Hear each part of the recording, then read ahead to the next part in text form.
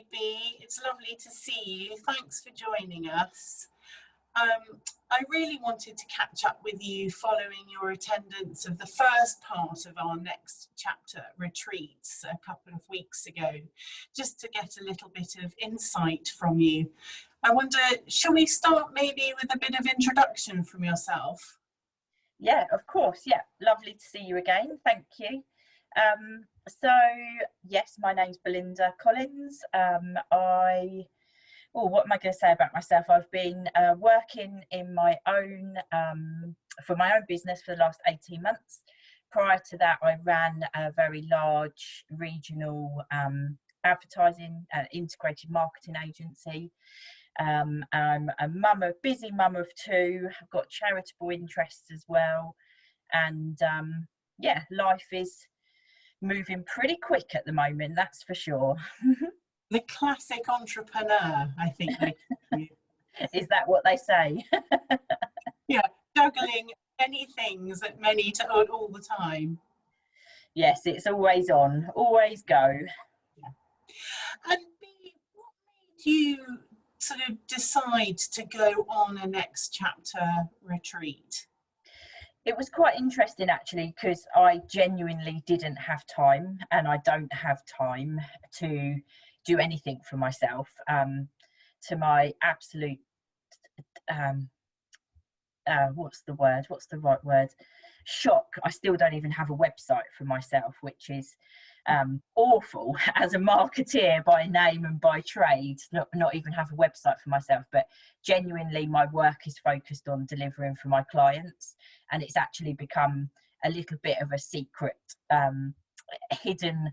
When people find me, they're very pleased to have been given the introduction, because I don't have a footprint on online at the moment. But I do belong to a couple of networking groups, one in particular run by a very good trusted accountant of mine, big accountancy firm. And we used to meet monthly, and used to be face to face, and it was really good actual downtime with like-minded people, where Chatham House rules apply, and we could have a chat, and it actually made you feel normal.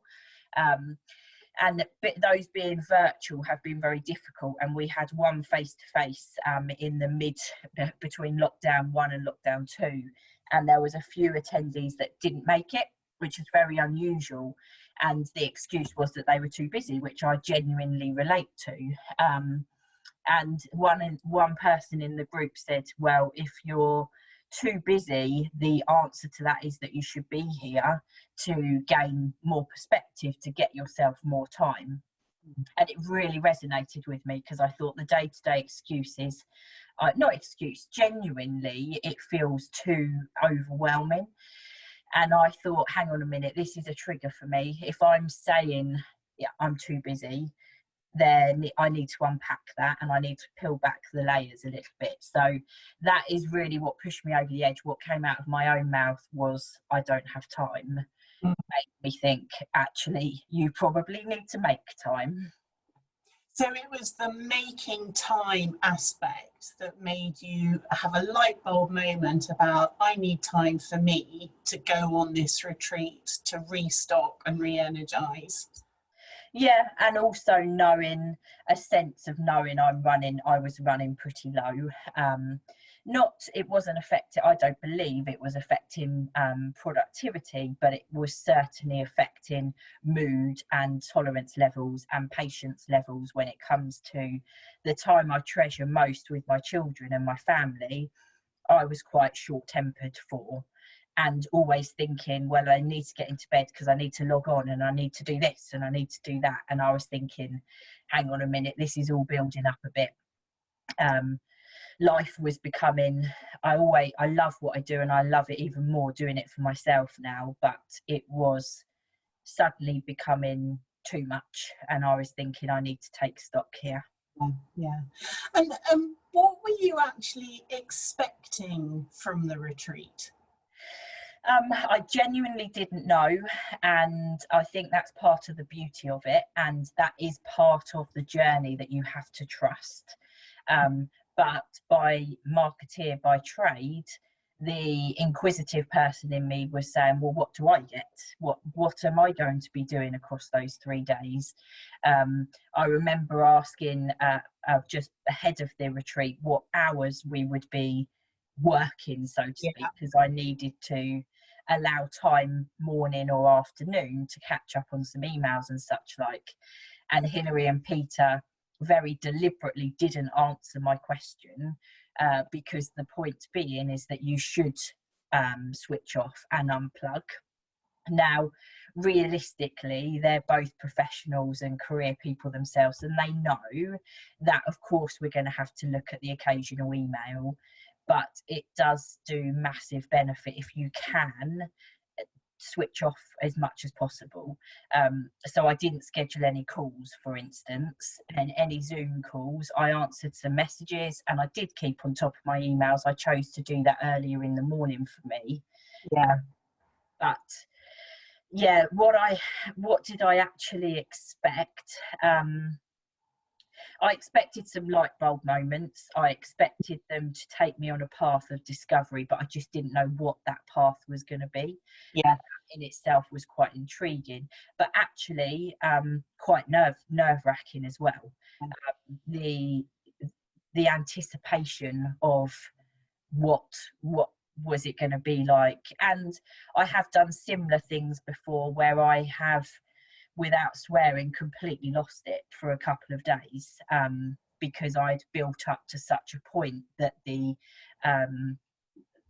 spill out, the overflow was quite emotional for me. I remember I got home and my mum was looking after the children, and she opened, it was midnight, I got in late train back, and we hadn't been, you had to be strictly off the booze for a couple of days on this retreat, so there was quite a group of us together and we hadn't had any socials, so we had a social on the train on the way home.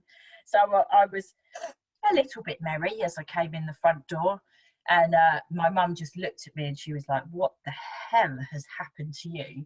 Like, my eyes were swollen, I had had you know, an emotional couple of days, and actually I didn't want to relive that. It was right at the time when I went through that particular, and I know what the triggers were, but I certainly didn't want to, that was emotionally really heavy for me and I didn't want to relive that.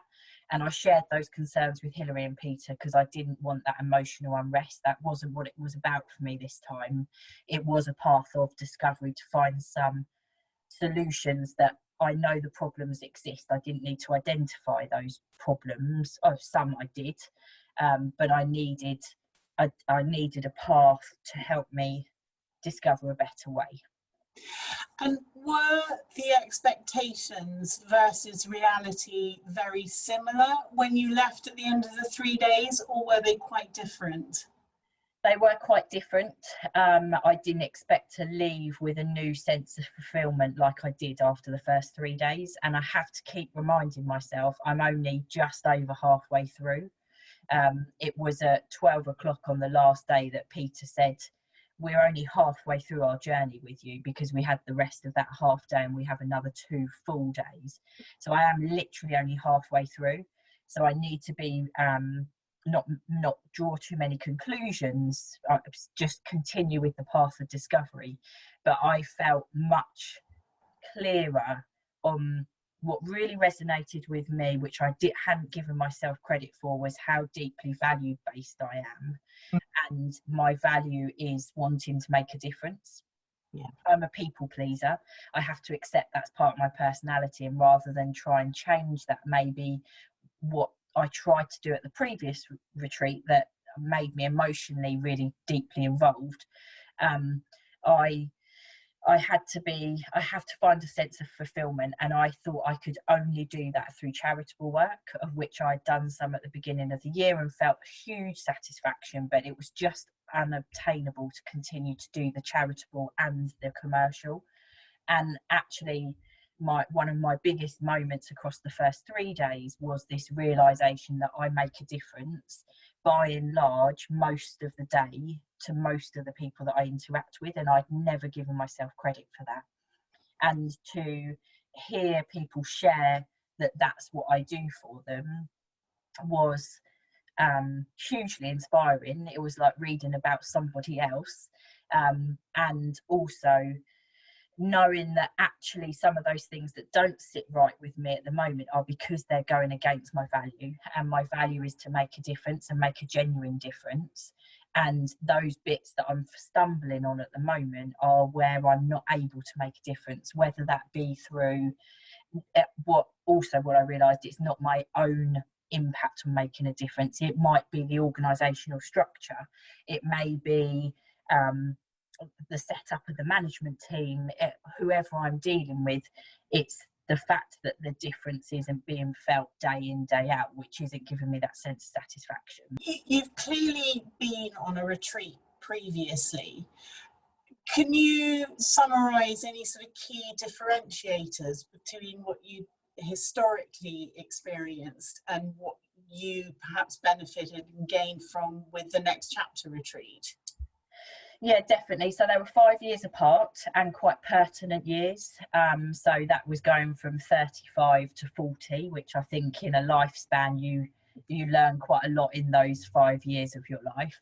And the earlier one was very much more about discovering my own personality, which I wasn't entirely clear about, not in any strange way, but my own personality type and my own preferences and what powers me and what keeps me going, what I like and what I don't like, and how I have to adjust my own personality to others in particular who were around me at the time.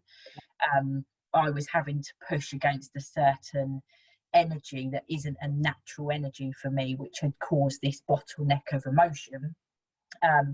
Whereas this time, I think I felt it was completely different, in that I felt I knew myself much better, and especially working on your own for 18 months, you get to know yourself even better.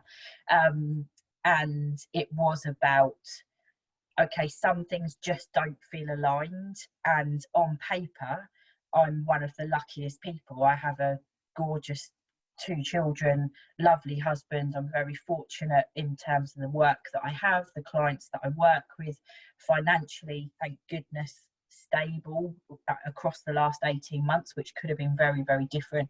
I have a lovely house, I have my family around me. I should be, incredibly grateful for what I have, and I am, but some things just didn't feel right still.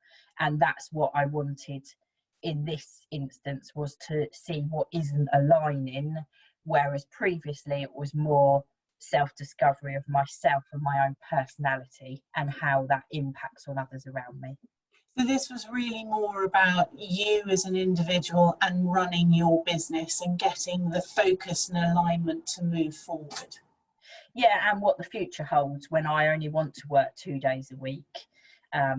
And hopefully, that will never be me, but if I choose to continue to work full-time, what does that look like? If I choose to scale down, I was thinking I was probably going to have to split my time with some charitable work and still work full-time. I've actually worked out that I can get a much better balance for my own value and my own personal drive through what I do day in, day out. And what do you think the biggest takeaway for you was from those first 3 days of this retreat? My biggest takeaway is that I had let some stories of my past define me, and actually revisiting those occasions, those events, which can cause hurt and pain as you revisit some of those. At the same time, you still revisit events of joy as well, so it's not all negative, but you do tend to look at some of those events that had the most notorious effect on you. And I've realized that my own misinterpretation of those, or misinterpretation of the person's intentions, allowed me to carry a label on myself and a certain amount of self-doubt, and this need to be a pleaser and be told I'm doing a really good job. That reassurance, I had let my own interpretation of that story determine me, when actually the intention of that event or that incident, not incident but event, probably was never meant like that. And it's almost looking, for me in particular, because a couple of those were in my childhood, it was looking at it through mature eyes that could retell the story that it was meant to be, rather than the story that I've held on for a good number of years and let define me. Yeah, and you can use it in a more positive light now. Yeah. And it's also taught me very much, and this was a little bit more in the social aspect of the retreat, rather than, of which all of it is so beneficial, but in a social setting, some other retreaters were sharing some experiences they had had with coaches and in the past, which was invaluable as well, because you just have it's like you're a sponge for that period of time. And she in particular was saying, get curious, don't get cross. And actually, the more questions you ask about somebody's situation and the reason that they're doing things in a certain way, get curious with that and ask and delve deeper, rather than taking the frustrated route or the anger route, because their intentions probably 99% aren't malice driven. And the more questions that you ask, the more you unearth about that particular situation.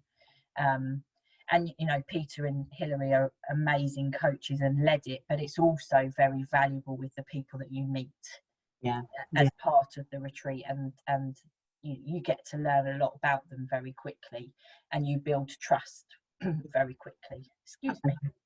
So you felt like the sort of peer environment within the retreat was as beneficial as anything that you were getting from Peter and Hilary? I think it's an added extra. I think you, of course, could do that on your own with Peter and Hilary and feel very supported. It's an added benefit that you have others in the room and with you that are generally like-minded and of a similar business aspiration. Successful, driven, but maybe not aware quite how lucky they are with what they have, and be able to take a step back and genuinely be grateful for what they have, and treasure that, and be able to take that forward with what they do in the future. And did you feel as if there was anything that wasn't covered in those 3 days that you might have either expected it to have been covered or would have wanted to have covered? I think no, the answer to that is no, and that is because of anticipation about what the final 2 days will be, and this period of reflection that you have in between, because I think, as Peter pointed out so many times, rightly so, you're excuse me, let me just take a little sip of water from my very big bottle. Pardon? From the biggest bottle of water. Yeah. Your subconscious mind is working all the time, so those seeds have been planted in that period of the first 3 days, and things come to you across a period of time. The only thing is, I think I spent a lot of time on my past, and I probably want to bring a bit more up to the future and what's next, but I truly believe that's what is covered. It's a natural, looking at the timeline that we're going through, it seems natural that the next 2 days would help bring some conclusion around the future. So that's really what you would be expecting to cover in the next 2 days? Yeah. Brilliant. Okay. Would you recommend somebody else attending a next chapter retreat, and why would you recommend, if you were to recommend? I would recommend 120%, and there's so many people that around me I know would benefit so much from it. They have to be quite trusting and trust the process, and be open and honest with the process, and be honest to themselves and transparent. I would recommend it because I think it gives you such a huge sense of perspective. And in our day-to-day lives, we go from day to the next before it's Saturday, and then you're regretting it's Sunday evening and it's Monday morning again. And actually that step back, even for a short period of 3 days, which at the time felt like a lifetime, from arriving to then arriving home, there's a massive gap there. And I'm sure that will happen again in a 2-day period. But that ability to be able to genuinely take your foot off the gas and be reflective and be calm and still. I'm awful. I can't sit still. It's, oh, I must do this, I must do that. And I literally had to glue myself to the seat and just take on some of the deep breathing that I've done through meditation. I've not dabbled, but I have done that in the past. I've done the 5 a.m. morning routine. I'm an early riser. I have quite a lot of habits that are in place. But to actually sit and just think, and sometimes not think, was part of the beauty of it. It's just letting yourself be. And I'm really not good at that. And it's certainly, last week I finished work at 6 and I went and sat in the sun for an hour. One evening. I never do that because the guilt is too high that I should be doing this and I should be doing that. And actually, after an hour of doing that, Ronnie came and sat on my lap. We did some phonics afterwards, and my tone and my approach to that was just so much slower, which is so important for the kids, because I am, come on, next thing, we must do this, we must do that. And I don't necessarily want that entire urgency put on my children through behaviour learnt, and the ability to sit back and just be a little stiller. Occasionally, not all the time, occasionally. And it sounds as if you've really benefited from it. You've really been able to take a step back and look at what you're doing, how you're doing it, and make some really positive changes.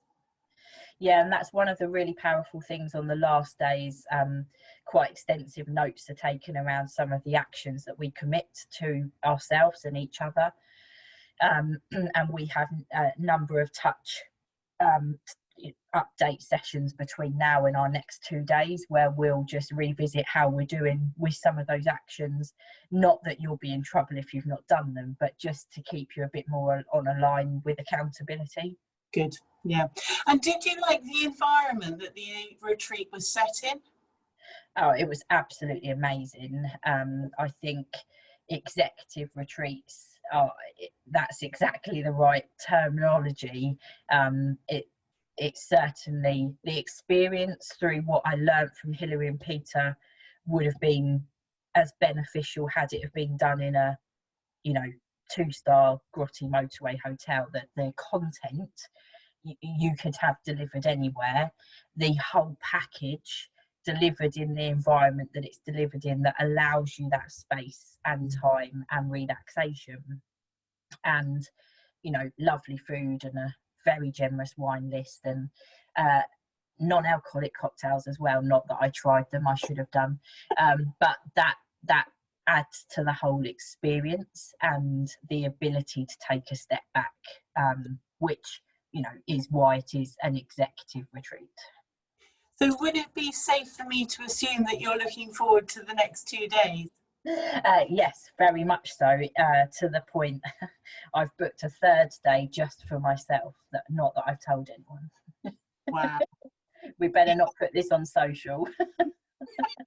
That's lovely, and thank you so much taking the time and trouble to talk to me today. Hugely valuable. Thank you very, very much indeed. Not at all. Thank you for listening. It's lovely to relive it. Pleasure. Thanks, Bea. See you.